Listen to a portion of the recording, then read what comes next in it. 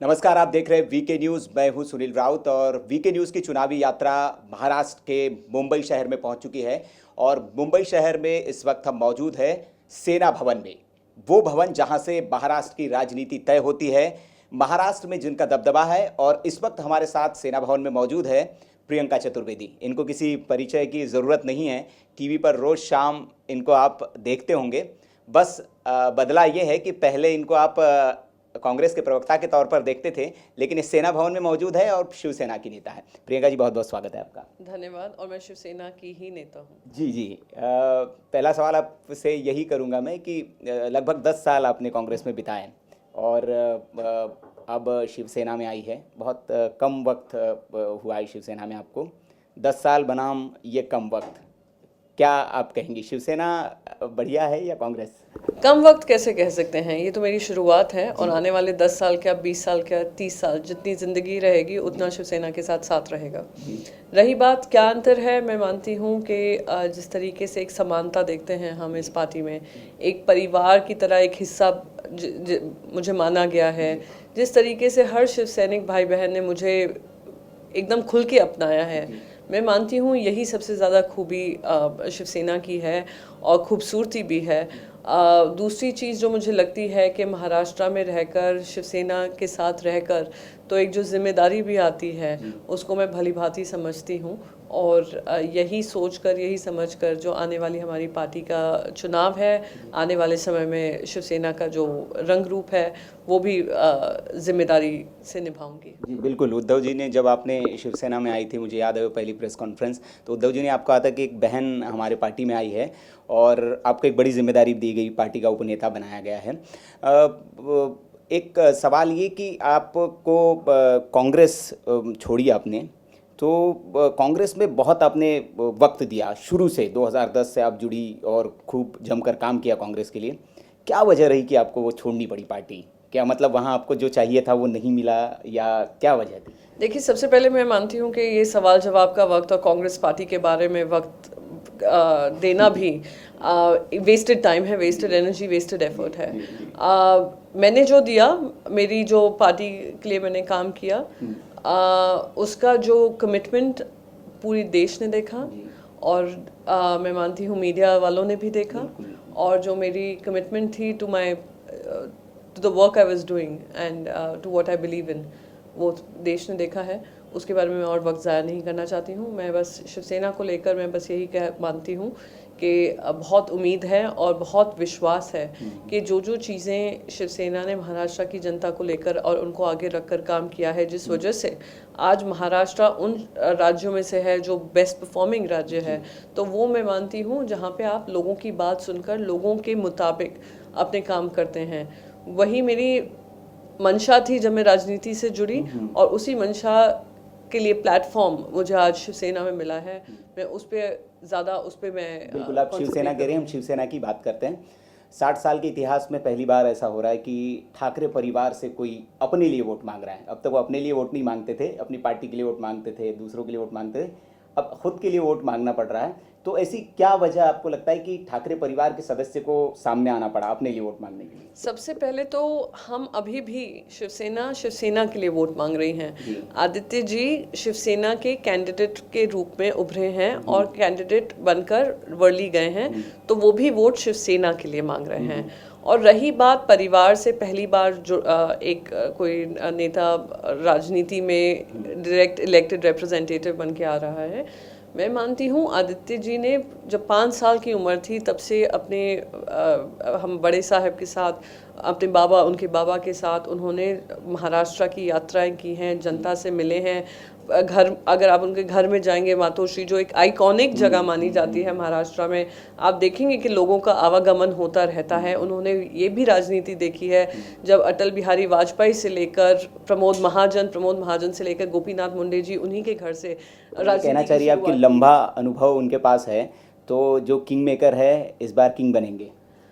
King maker, king, वो इस हिसाब से बात नहीं करते हैं। वो मानते हैं कि 29 साल की कम उम्र है, 29 साल में उनका जो एक्सपीरियंस रहा है लेजिस्लेटिव बिजनेसेस को देखकर, लेजिस्लेटिव काम करने के लिए, उनको लगा है कि शिवसेना में जिस तरीके से हमारे कार्यकर्ता काम करते हैं, एमएलएस काम करते हैं, एमपीज काम करते हैं, उनके साथ कंधे से कंधा मिलाकर चुनाव लड़ें, चुनावी प्रक्रिया में आएँ, गवर्नमेंट में भी जो भी जिम्मेदारी मिलती है उसको भली भांति निभाएं और शिवसेना का जो वर्चस्व है और आगे लेकर जाएं। उद्धव जी की एक बात मुझे याद आती है, दशहरा के दिन उन्होंने कहा था कि ये मेरा वचन है शिव सैनिकों से कि इस बार जो सीएम होंगे शिवसेना से होंगे। तो वो कौन होंगे?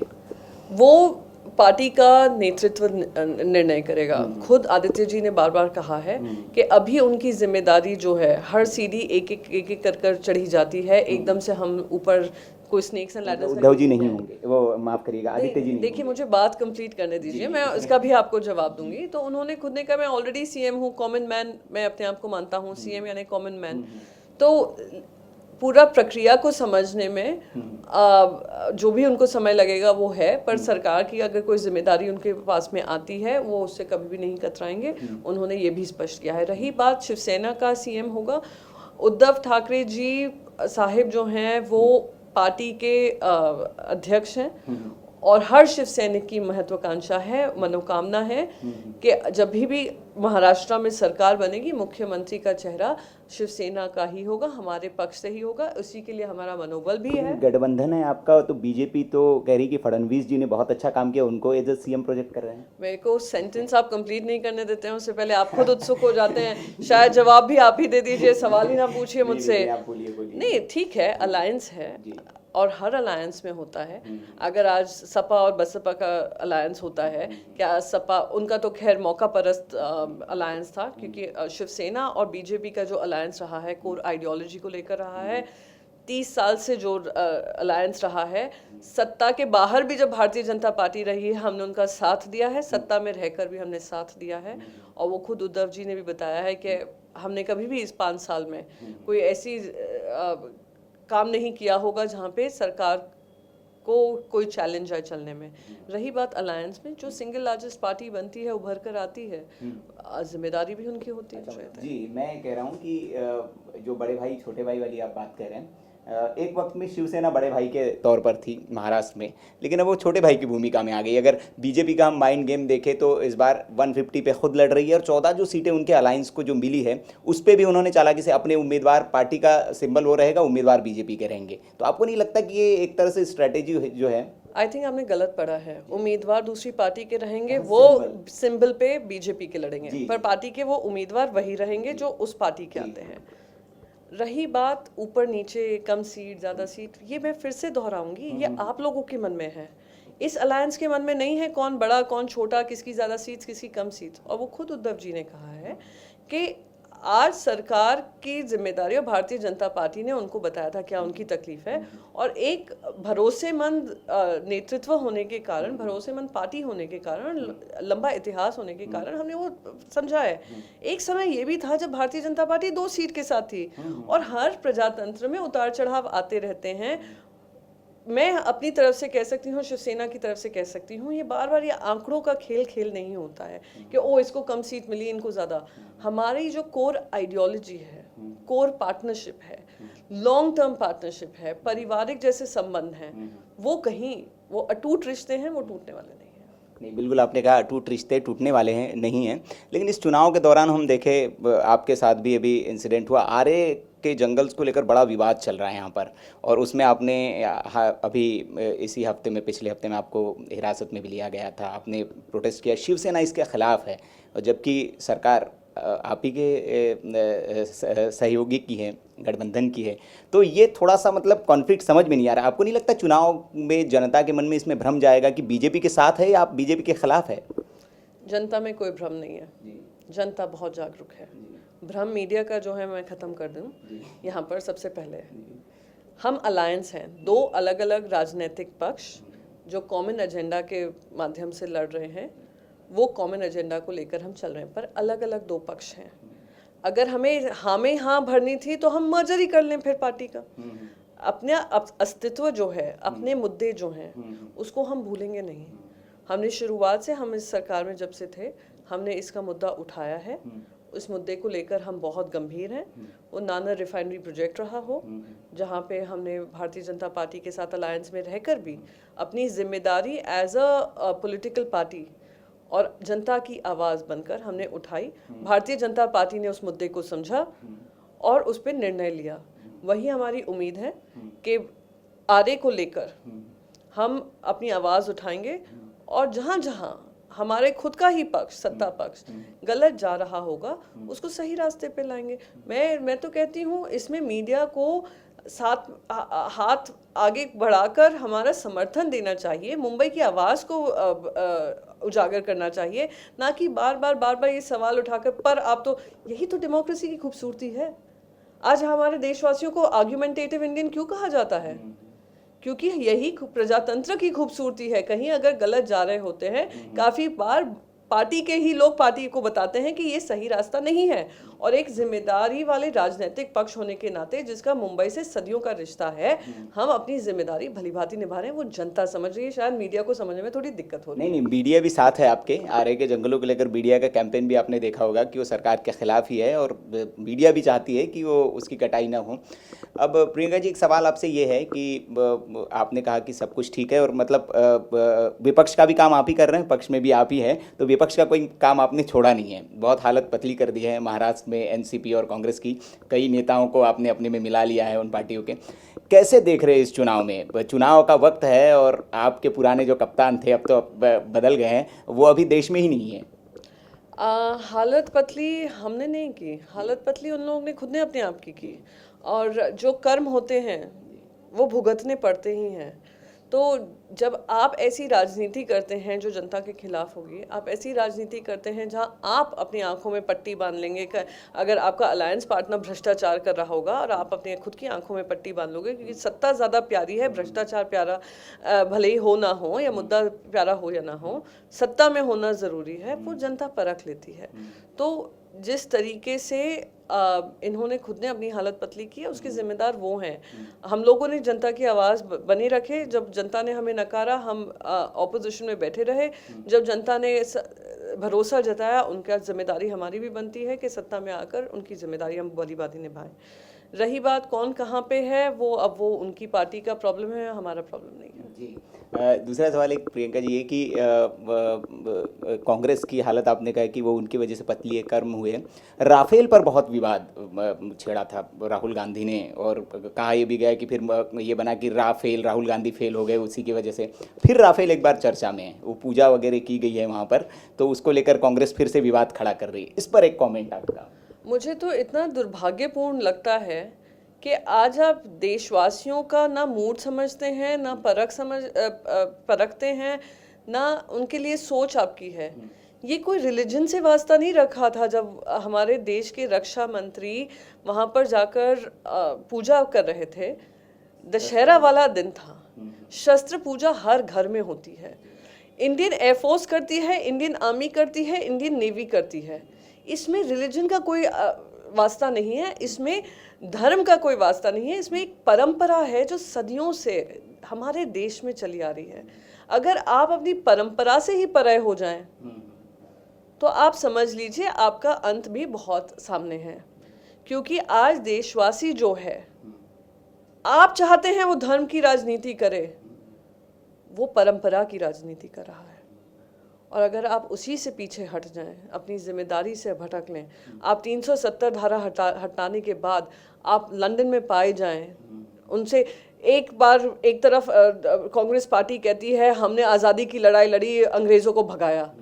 अब आप अंग्रेज़ों को न्योता दे रहे हैं फिर से वहाँ पर जाकर आर्टिकल 370 को लेकर। तो आप समझ लीजिए विनाश काले विपरीत बुद्धि।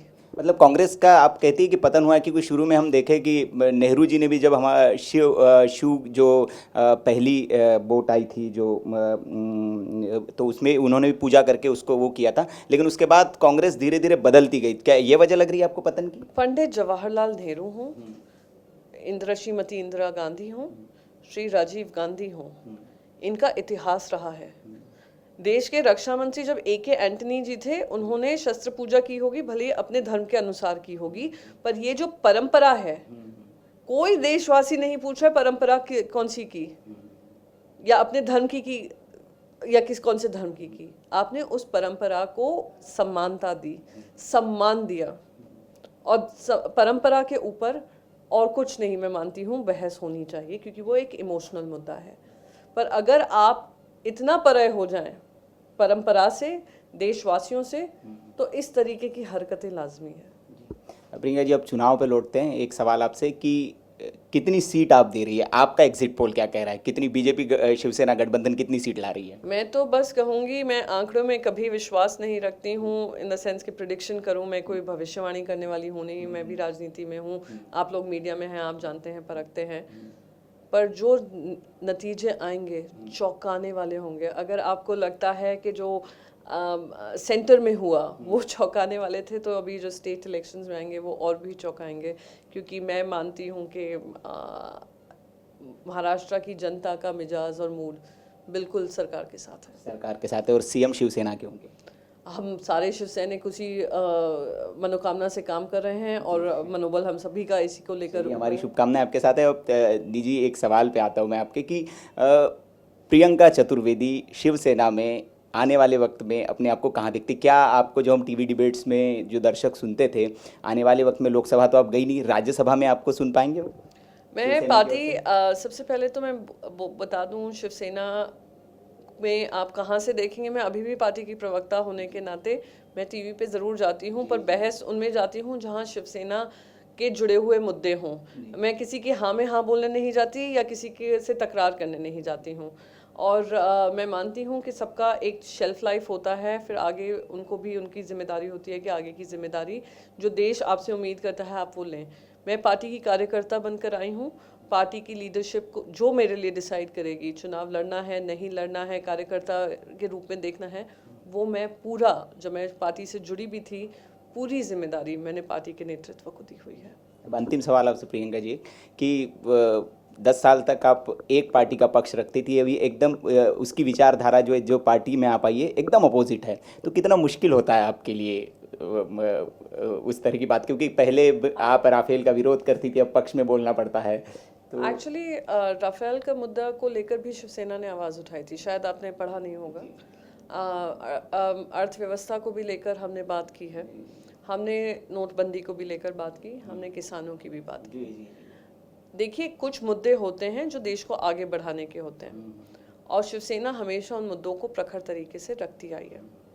मैं नहीं मानती हूँ मेरी कोई ऑपोजिट आइडियोलॉजी हुई है, या मेरे में कोई अंतर आया है, और यही शिवसेना की खूबी है। और मैं मानती हूँ खुद में आत्मविश्वास है कि दूसरी पार्टी के लोगों को भी उनको अपनी बातें रखने का समय देते हैं और जिम्मेदारी देते हैं, ये इसकी खूबी मैं मानती हूँ। हाँ में हाँ बोलने वाले उनको भी नहीं पसंद है, जितना उनकी, जैसे उनकी राजनीति में भी वो हाँ में हाँ अलायंस में रहकर भी नहीं बोलते हैं। और कोई भी राजनीतिक पक्ष जब देश के खिलाफ बोलने लग जाए, या देश से जुड़े हुए मुद्दे या देश की जनता से के जो मुद्दे हैं उससे दूर होकर बोलने लग जाए, मैं मानती हूँ वहीं वो अपना अस्तित्व ख़त्म करने लगता है। शिवसेना ने सरकार में रहकर, सरकार में रहने के बावजूद बाहर भी हमने अपनी बात प्रखरता से रखी है, उसको हम रखते रहेंगे। हाँ, सामना में खुलकर आलोचना सरकार की करते हैं। बहुत बहुत शुक्रिया प्रियंका जी आपका। प्रियंका जी युवाओं के बीच बहुत लोकप्रिय हैं, सोशल मीडिया पर इन्हें कई युवा फॉलो करते हैं, और बहुत बेबाकी से अपनी बात रखती है, ये इनकी खूबी है। आज भी इन्होंने बेबाकी से सारी अपनी बातें यहाँ रखी। बहुत बहुत शुक्रिया आपका प्रियंका जी। आप देखते रहिए वीके न्यूज़। शुक्रिया।